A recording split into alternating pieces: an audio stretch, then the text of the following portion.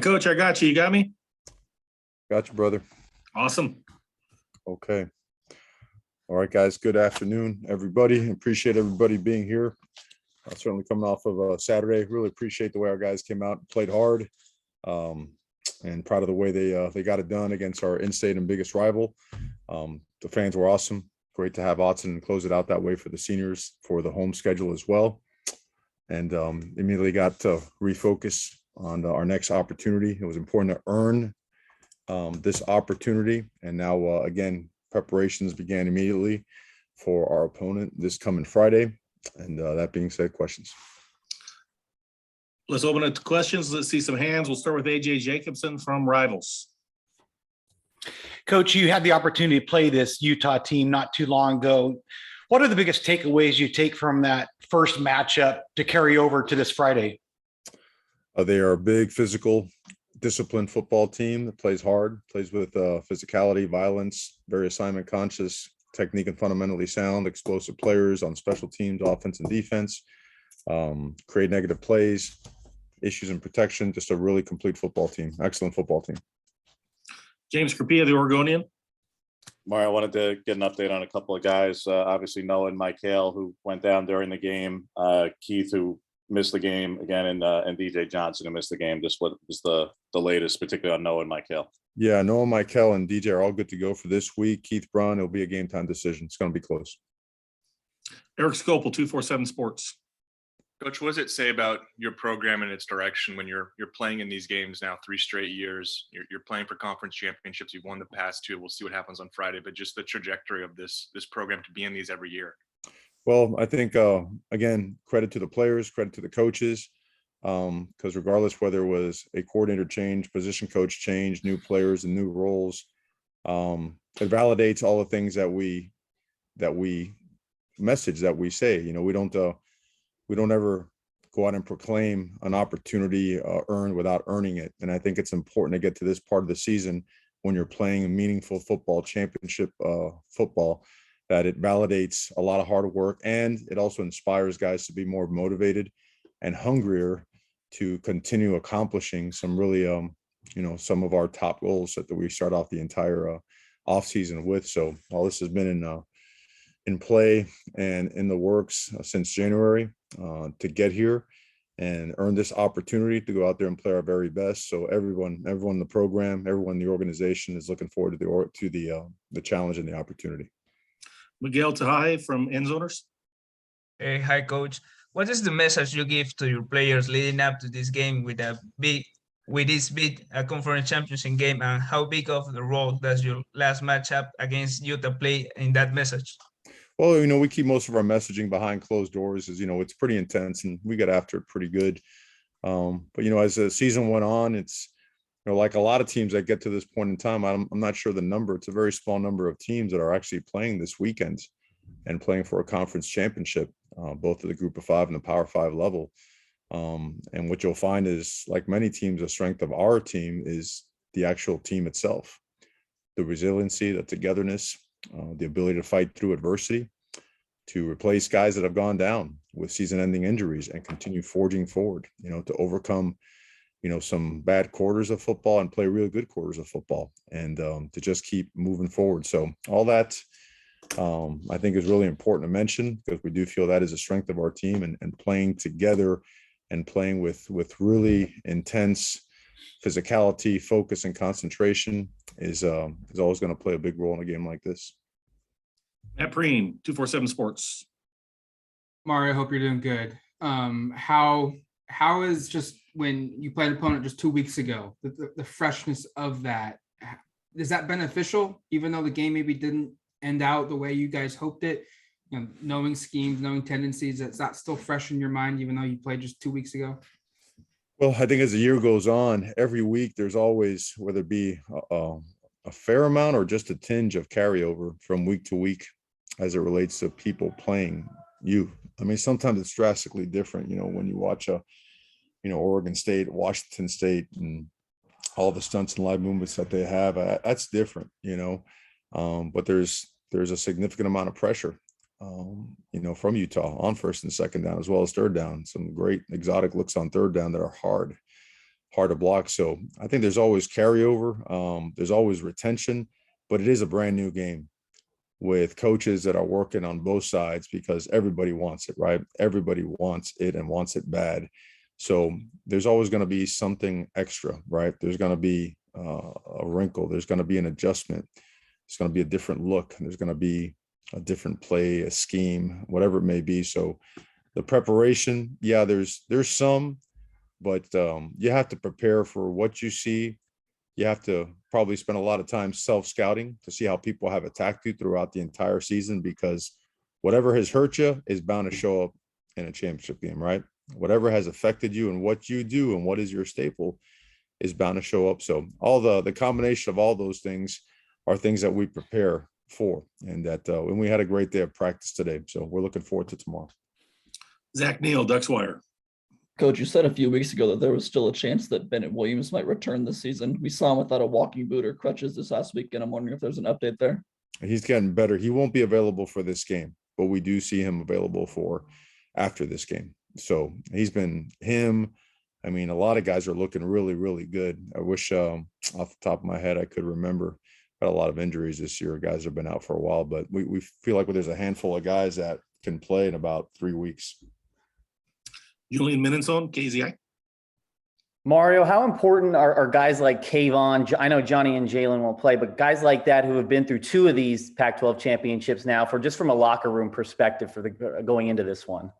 Well, the most important thing in the locker room is making sure that our very best players have our best week of practice, that challenge themselves, challenge your teammates to have their very best week of preparation.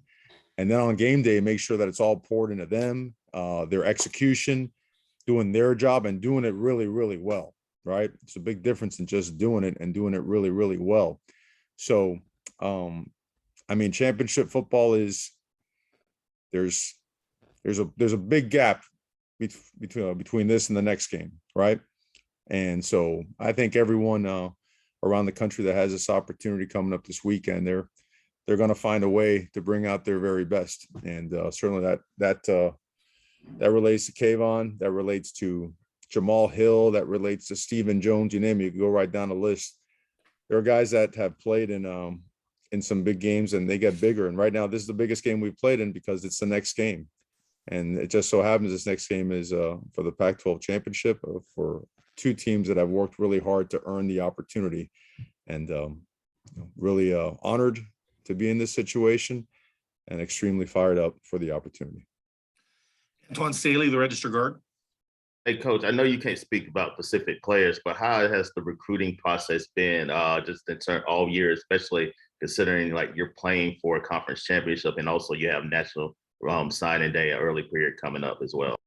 Yeah, well, I think it was mentioned earlier. I think that we've shown that we're a consistent program, consistent in what we say that we're going to do, consistent in the way we validate our goals, consistent in the way our players are developing and going on to the NFL for some really, impressive accolades, Thorpe Award candidates, Nagurski candidates. We've had Outland winners, Morris Trophy winners. Those things they speak really loudly. It's not about, and we really believe that in substance. This is a program that's built on hard work, toughness, physicality, and doing it right. And when you do it right and you have the right people, those things become a reality. So recruiting continues to, the upward trajectory continues. We expect another strong finish in recruiting. We work at it relentlessly, and we have a lot of great young players as well. So and we're excited for the present time. We're excited for the future, proud of the past, but all eyes and every ounce of focus is really on this game and every ounce of preparation that goes into it. Shane Hoffman, Daily Emerald. I know you don't want to get into messaging too much. You talked about how kind of hard that plane ride back was, and then Barone talked about the practices that followed after Utah. What was that scene like? Are you giving them a message right then, or are you kind of letting them sit in it as an unsaid thing and then just kind of attacking the practice? What was that like? You just like we talked about before, just very real with it. When the exact timing was of delivery, I can't remember. We don't shoot from the hip. We're just very real. So we kept our normal schedule. I mean, the best way I can say it, just right between the eyes, man, you know, messaging that's real and truthful and honest. And I wish I had a better answer for you. I just, timeline wise, when and exact delivery, I can't think of at the moment. But we do keep very diligent files on all those things, because those are learning lessons. Those are teaching moments that, you know, you could lean on, you know, sometime later on. I know that I've leaned on several instances that I've, you know, or experiences at other places that somehow show up again as we go forward. So apologize for not having a great answer there, buddy. Tyson Alger, I-5 corridor. Hey Mario, that 2019 title game, that was like one of the first games that we really saw Kayvon completely take over a game. And I'm curious, like, what did you learn about him in that game, freshman Kayvon, and how does he take over a game differently now, evolved 2 years later in your guys' program than he did that year as a freshman? Well, I think back then he didn't have the attention that he's getting now from offenses, right? Now you see a chip block, now you see the line sorting that way. You see a back coming, and also, you know, tight ends and running back chips, which, you know, make it a little bit more difficult. But he's just continued to grow, you know. And even though I think people always are concerned about statistics and sacks, I think if you watch him, the way he affects the quarterback is just as important than the sack itself. You know, forcing a ball out early, a quarterback hit, a pressure that now makes the other team slide the protection, account for him, change what they do depending on what hash they are, because they feel he might be to the field, he might be to the boundary, he might line up in the middle. Because he continues to grow from a football IQ standpoint, you can do a lot more things with him. He's you know, as good as it gets in the country. Wants to always work hard, wants to win, and you know, it's, as the games go on, you see more and more, you know, production from him in a lot of different ways. So, and it's time for him, and it's time for the entire team to play our best football. Jared Denny, Scoop Duck on 3. Hey Mario, one last injury question. I'm wondering if there's anything new on Keon Ware-Hudson, or if he's going to be available to come back at some point. I don't know if he'll be available to come back for this game. I don't think he will. James. Both teams use a lot of tight ends, Mario, this past week, and then obviously Utah as well. But what do you see in how you guys defended the tight end sets, both on the ground and in the air? Obviously, they did a lot of boots and stuff with those guys this past week. And how can you better defend Keithy in particular, and what he was able to do against you guys a couple weeks ago? Sure. Well, we're not going to get into schematics, you know, on a call, but obviously that's what they do, and we got to do a better job. Jerry Thompson, Ducks Illustrated. Jerry, you're muted. Yeah, coach. Yeah, coach. The offense of the passing game seemed to improve a lot. Oregon State versus Utah. Was that more of the Ducks improving or the opponent? How's that going to carry over to the next game? Well, I think there's been steady improvement and some dips along the way throughout the season. How does it carry over? Different schemes. So game plans are different. I think the repetitions of a Chris Hudson, of a Dante Thornton, a Troy Franklin, Devin Williams, the tight ends, all of them getting reps with Anthony Brown on a consistent basis. I think that showed up, and I think that will continue to improve and show up. So there's just a ton of focus, like today, for example, a ton of focus on technique and fundamentals, because at this time of year, those things typically deteriorate and they show up. And I'm talking the simplicity of a stance of a receiver, his release, his escape, because if the timing's not there and that ball now is a little bit behind or in front, the receiver reaches, he tips it, well, it's a pick and it goes the other way. So I just think you're seeing repetitions take their course and resulting in the betterment of the offense in the passing game. Protection was certainly better. That's always a big part of it as well. So I think all those things combined made for a better passing day and continued improvement going forward. Eric Scopel, 247 Sports. Coach, I was wondering if you could give us some insight into the onside kick play, if you guys maybe could have been aligned differently, just anything you learned from that, and then just special teams in general, having been such a critical part of the Utah game down there, just how important making improvements there are going into this. Yeah, one. we could have been aligned better and we could have reacted better too. Combination of both, you know, and they were both part of the game plan. So we got to do a better job. Don't blame the players, blame it on the coaches. AJ Jacobson, Rivals. Coach, Verone McKinley's having a big year. A lot of people are starting to call him the general. How fitting is that? It's a good name for him. It really fits well. Make a great t-shirt. He guy's real. He's what you want, man. He's what you want. It's what you want as team leader, a son, a player, teammate, future father. Like, some guys, he was raised right and he gets it. He's one of those guys, and just smart, physical, tough, resilient, relentless. Man, he's special dude playing at a high level, and certainly a critical part of this the success of the program. Max Torres, Ducks Digest. Coach, the linebacker core has taken a lot of hits this year. Obviously, a lot of new faces rotated in there. Wanted to ask you about Jackson LeDuc and kind of what it's taken for him to get to the point where he's at after getting injured and seeing some snaps in some really critical games down the stretch here. Great football player and a great competitor, and just has had some unfortunate injuries since his arrival. And for him to recover as fast as he did, and he marked it on the calendar. And even though he said, Coach, I'm going to be a little bit ahead of schedule, and come my birthday, I'm going to be ready to be playing towards the end of the year, week 11. And he did that, practiced really well. Thought he had some good play last week as well. And just, when you've been away that long, you got to shake off the rust a little bit. I think he did that. I think he provided some valuable and physical reps for us. Smart, tough, excellent tackler. Got a huge future here at Oregon. So we're thrilled to have him back. Matt. Popo and Brandon are two guys that play positions that don't get a lot of, I guess, attention because of what their position holds. But just your thoughts on how well they've played this second half of the season. Dorless was really good against Oregon State. Popo had a career day against Utah, and just what you need out of those two guys this second time around against Utah. Nothing but their very best. You got to, against an offensive line like that, a running game like that, a team that is that heavily invested in play action and then can drop back as good as anybody in the country. You have to have your best. Proud of those guys, the way they've played. They've thrown it around. They have fought through nicks and bumps and injuries. They've just kept coming.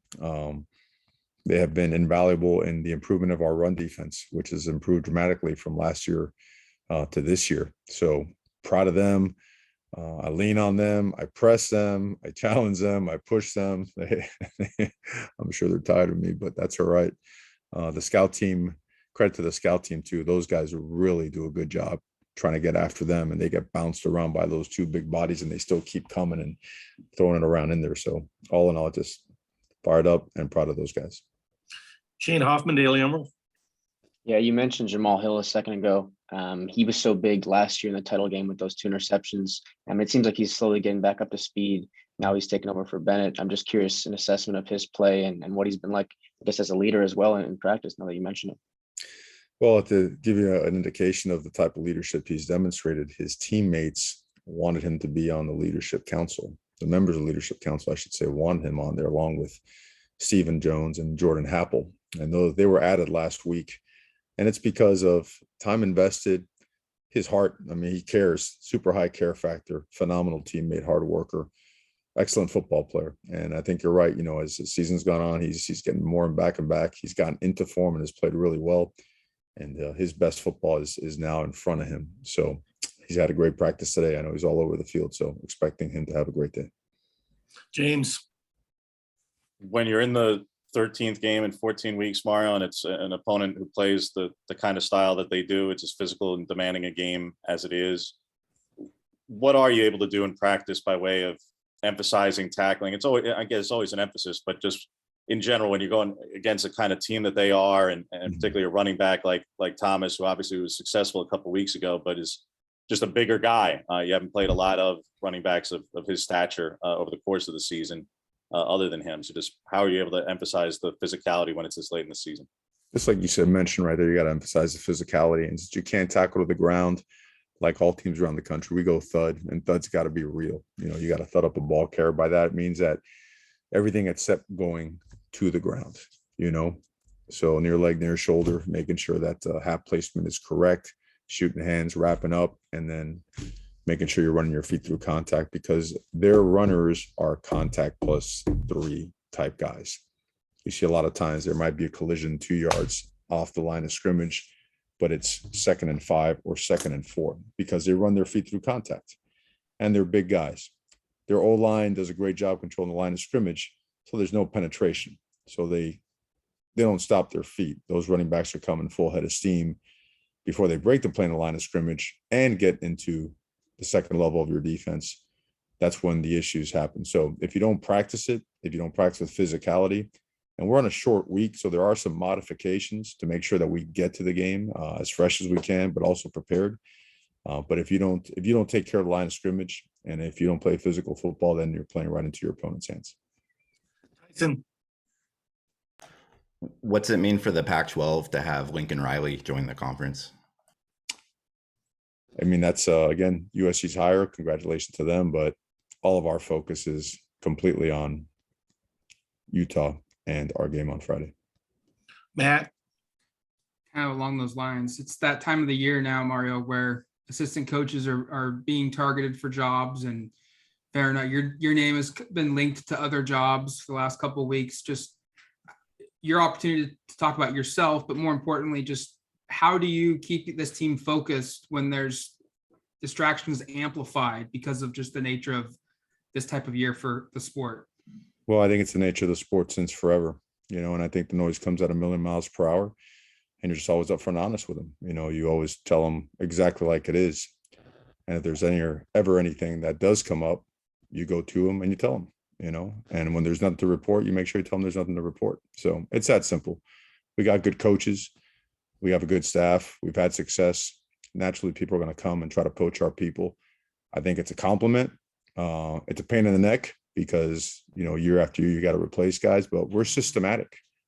And we're systematic from a cultural standpoint as well. We do things a certain way. And when you come here to Oregon, you have to do things our way. We tweak schemes. We make adjustments. We make advances. We progress. But we do things a certain way. So for us and our players, they know us. We're honest with them. And there are no concerns. AJ.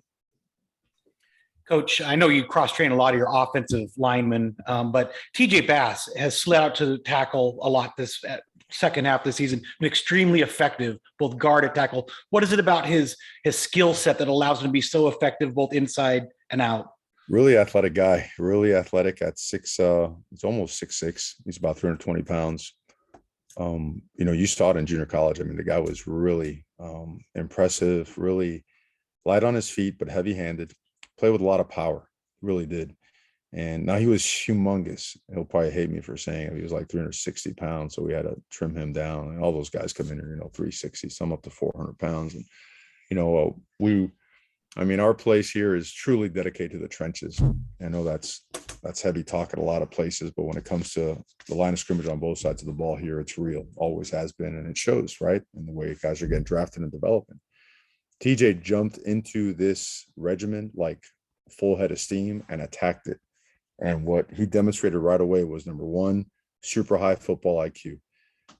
Secondly, tremendous power, and then balance and body control. So he could come off the ball and knock you back, but at the same time recover. He played tackle in junior college. Okay. So as smart as he was, as light on his feet, as athletic as he was, it was a natural progression for him to be able to get some reps outside as well whenever we felt certain matchups dictated that. So he did it. He's great, very patient with his hands, understands the timing, because the timing outside is very different than the timing inside. The spacing is very different as well. Special player, man, special player. And he just buckles up and goes to work every day. Not much talk, not much anything. He just wants to play hard, wants to work with his teammates, wants to win, wants to do the best he can by Oregon. Ashley Adamson, Pac-12 Network. Hey, Mario, just kind of on a personal note, I know you mentioned that you went back to see your mom. Just want to see how she's doing and sort of what the last 48 hours have been like for you personally. She's fighting. And I appreciate everybody's thoughts and prayers that them my way. I wish I could respond to every single person, but I do appreciate it. She's fighting. That's the best way to say it. And that's exactly what I expected to see out of her. And we're going to go day by day. And for me, it's been focused. There's a lot of people, we depend on each other here, and I was raised that way. So when there's a job to do, then nothing can compromise that. And so that's the approach. And it's been really good and really focused. James. Kind of following that, Mario, you hit on it there. Yes, it's always so task oriented. And you're a man who is wired the way you are. How are you able to compartmentalize, or how have you been able to compartmentalize when there's obviously something so serious on a personal level going on, and what sitting on a plane for 10 hours is like amid all that, and it's being human. You can allow yourself to be human while also caring and being devoted to the job. Okay, I think you're trying to get like my sentimental side out here. Okay, but I appreciate you, man. First of all, the jet's a lot faster than that. Okay, it got me there in 4 flat, and the headwinds made it 5 on the way back. So give Oregon air travel a little more credit than that. Okay, we play checkers there. I'm sorry, we play chess while others play checkers with that. But no, I appreciate you saying that. I think it goes back to, it's exactly what we tell our players. It's like, we train a certain way, so when things happen, you respond a certain way. I appreciate your question. I just had, my father, may he rest in peace, and my mom, who is fighting, they just raised my brother and I a certain way. They really did. Like, if she was able to tell me, she would have told me, you better turn that plane around and get right back to work. Don't waste any time here. That's how it is. And I respect that. I do 100%. I still, at 51, make sure I do exactly what is expected to me by how I was raised. So that's where it comes into play. And I think that's a good human trait. It's not trying to be a tough guy. It's not trying to, shield everybody out, block them away. It's just being real, respectful of the way I was raised, and understanding exactly what is at stake, all the people that depend on each other. And it's right. It feels right. So it's all good, man. It's all good. And I appreciate everybody. I really, because people have reached out like relentlessly. It's hard to express the amount of appreciation, but I'm good and I'm ready. Thank you, Coach. Appreciate your time. Good luck this week. Okay, guys. Thank you. You guys have a good day.